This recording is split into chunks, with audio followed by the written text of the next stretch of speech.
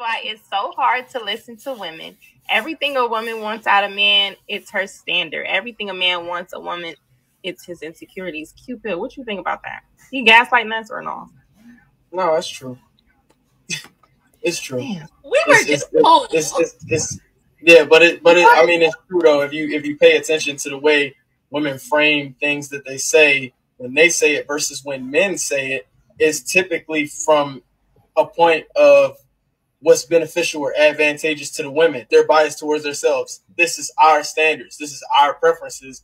This is our boundaries. But literally on the same coin, the same side of the same coin, the man mentions what he wants or what he expects out of women, and it's because you need a woman who's less than you. There's a lot of bias in when women convey their standards, boundaries, and preferences versus when a man does, because men typically don't have as many standards as women do because we're less selective. So when we do it, what they call it, sassy. Oh, you got standards. You got preferences. You picky. You sassy. That's what it is. Yeah, what they say, you feel. I hate a man that know his worth. I hate a man that knows his worth. Yep. That is so true.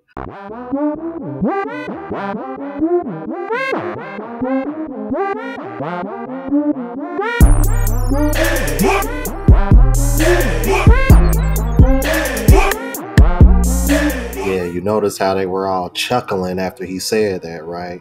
All the ad hominems that they like to use. The reason why they were chuckling is because they knew it was true. That's what we call the giveaway laugh.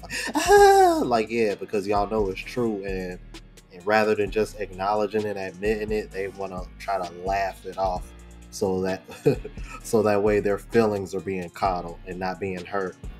What's going on, YouTube? It's your boy Rome, back with another video. If you're new to the platform, welcome to the tribe. By the end of this video, I hope you subscribe. So I got a video that I came across on TikTok of a young lady who was catching heat from the sisterhood just because she wanted to give them really solid advice. Y'all, I want to know what y'all thought about what she said. Without further ado, let's go ahead and jump into it. I'm here on behalf of the men today, so if you're going to feel like I'm going to pick me, shit, whatever you want to call it, keep scrolling. Okay, so today I went viral on Twitter because Keely posted his surprise trip that he surprised his wife with, and I was admiring how beautiful it was, and I quote tweeted and said, a lot of women can have this if they stop ignoring the dude in their DMs that's not their type. To my surprise, tweet goes viral, and what is mainly that I see commenting? Single, black, miserable women. Hear me out. The main replies were, oh yeah, because I'm not settling for a guy I'm not attracted to. I'm not settling for, if I'm not attracted to him, if I'm not head over heels for him, if he's not drop dead gorgeous, I'm not settling for that. Yeah, because why would I be with somebody that's not my type? First of all, I don't even know where to begin to respond to that, because if that's what your mind went to, that's a whole nother story. But listen.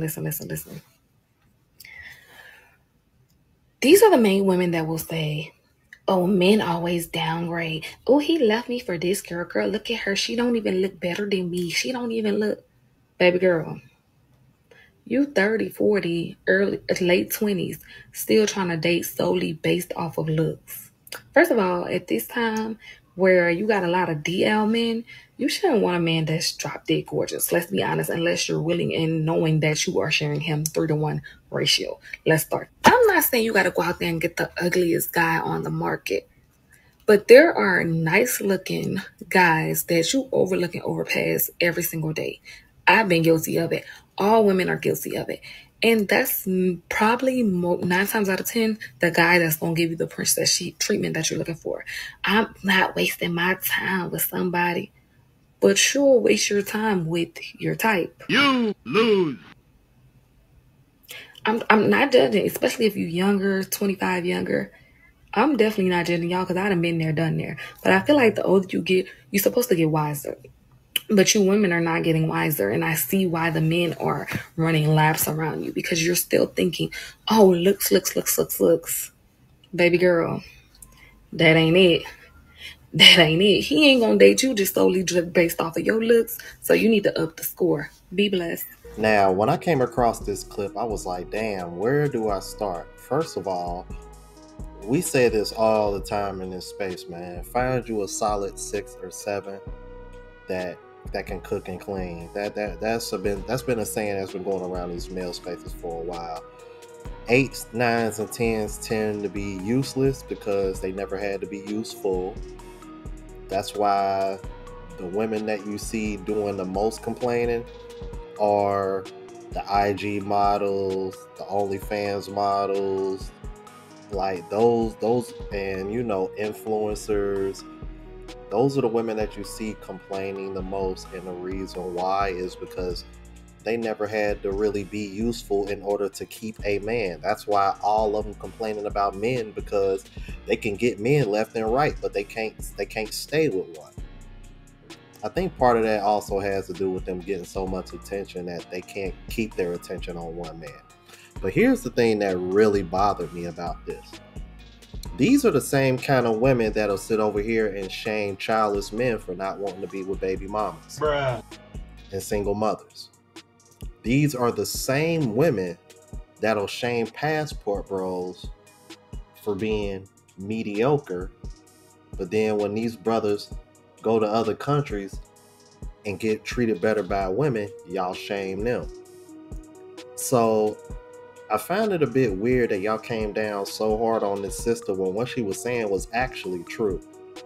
The only reason why a lot of y'all are single is because a lot of y'all are overlooking good men that y'all know that are good for y'all.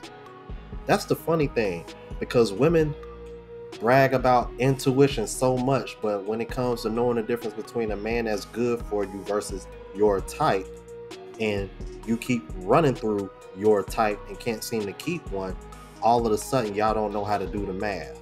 You stupid.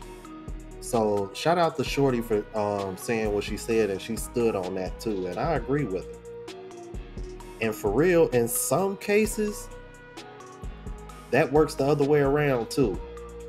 Take it from me, who I can't say it's happened a lot, but I know one woman in particular that I wasn't like crazy attracted to, but I knew she was good for me, and I let her slip through my fingers and walk away. So it works both ways, for real. But let's keep it moving. Fellas, you need to start understanding her mindset about dating relationships on date 1. And there's one question you need to ask her to really start that process off. And that question is, what does a successful, healthy relationship look like for your future? Don't cut her off. Leave that open-ended question open as hell so she can answer to whatever she wants to answer, however she wants to answer. Don't guide it. Don't cut her off. Don't stop it. No. Just listen. And listen to how many times she uses these 3 words. Me, my, or mine. Now put the ticker on and listen for me, my, and mine. If she uses these a lot more to describe what a successful, healthy relationship looks like to her, we're in a pickle now, aren't we? You have enough information now, don't you, about how this could play itself out. Not only will it say how it's going to play itself out, but it says a lot about how she sees her past relationships and what happened and transpired there. Take notes, fellas. If you're out here dating with intention and care and consideration and purpose, you need to understand the way she thinks about relationships. And that means you need to leave it open for her to describe it. Not harp on, think it on. Let her describe. Listen closely. Yo, real talk, that might be some of the best dating advice that you can give men, especially nowadays in today's dating climate. Great advice. And the reason why I stand on this is because, for one, I know everybody can't be a passport bro, don't want to be a passport bro, can't travel and date abroad. I understand that. And my channel has always been RP based before I ever got into the passport bro space, and that's never going to change, because at the end of the day, I just want to see men win. But I would like to add on to what he said.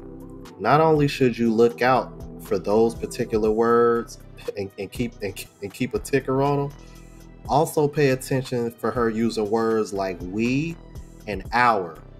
if she's using words like we and our, you, my friend, might have a winner on your hands. You might have a good one. Let's keep it moving. Yeah, I don't know. Maybe it's me, but it really seems like I'm hearing a lot of women out here who claim to have all this money, claim to have all these nice things, claim that they do the most, they have the most, they go the most places, that they're always traveling. Like, y'all claim money isn't really a thing for you, and yet you're so pressed about somebody else's pockets. Like, when since did being a regular person who pays bills, who has a job, who can live on your own, when since is that broke? Last I checked, broke would be like you have no money, like you have no income, you don't have, like, that's broke. Like, why are we talking about the gainfully employed being broke? And why is it that all these women who have all this money keep claiming that all they come in contact with is broke men, quote unquote? Like, where are you going? Where are you? Like, I've never seen wealthy people who are just like, oh my God, there's so many poor people around me. Everybody's so broke. Like, I don't know. It's giving fraudulent. Nah, you hearing right, and what you seeing is true. This is one of the biggest hypocrisies in today's dating market in the West.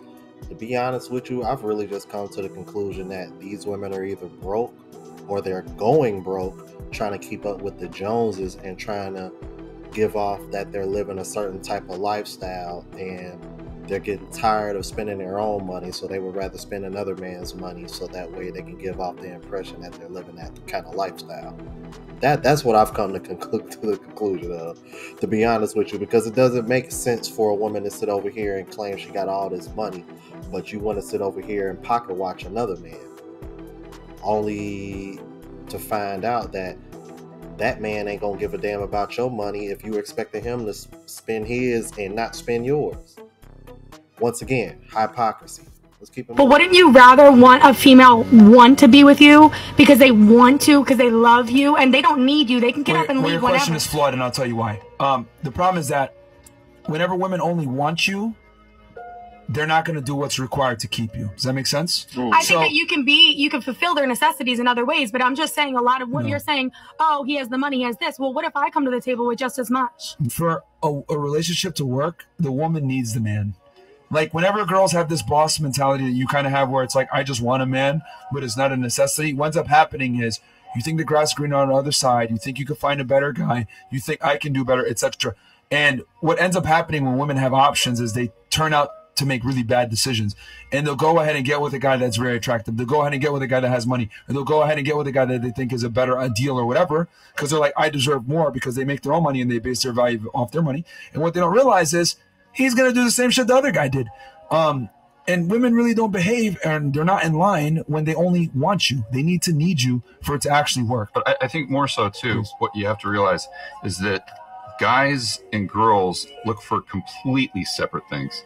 So like you are everything that you look for in a guy, but you have to understand that guy is probably looking for something completely different. Bam. Yep. If we were to ask all your exes who you've had issues with, would they agree with your assessment that you've never been abusive? Yeah. Yeah. Do you think 100%. They would agree? Yeah. Not the cap. I don't know who would lie about all this stuff. Plus, you could look it up if you really wanted. Do you know what a lie of omission is? It's where you can frame a story in such a way where you kind of make yourself look like the victim or the good guy, and you could actually be the villain. And we would have no way, of course, to know that except by what it is that you tell us. But considering your upbringing, the fact that you have essentially been for your entire adult life, an alcoholic by your own admission, and you end up in domestic abuse case after domestic abuse case and shirk all responsibility for any of that, kind of lets me know that there's a good possibility that you could be framing this in such a way which is not exactly honest. Okay. Your response? Does that make sense? No, yeah, it makes sense. I say it all the time. Women have become the men that they desire to be with. And in that last clip, her drinking the water and looking away after she answered the question was a telltale sign that she was lying. So, and when you think about everything that he mentioned about her past, yeah, ain't no way in hell you're going to tell me you was innocent in all those situations. I doubt it. But y'all let me know what y'all thought about this. If you're new to the platform, please subscribe. OGs, I appreciate the love and support. Make sure y'all hit that bell notification. That way y'all know what I'm uploading. Hit the like button because that's what the algorithm and helps me reach a broader audience. Also, look out for the travel vlog channel, Unplugged Traveler. Link is in the description. Until the next video, you guys. Deuces.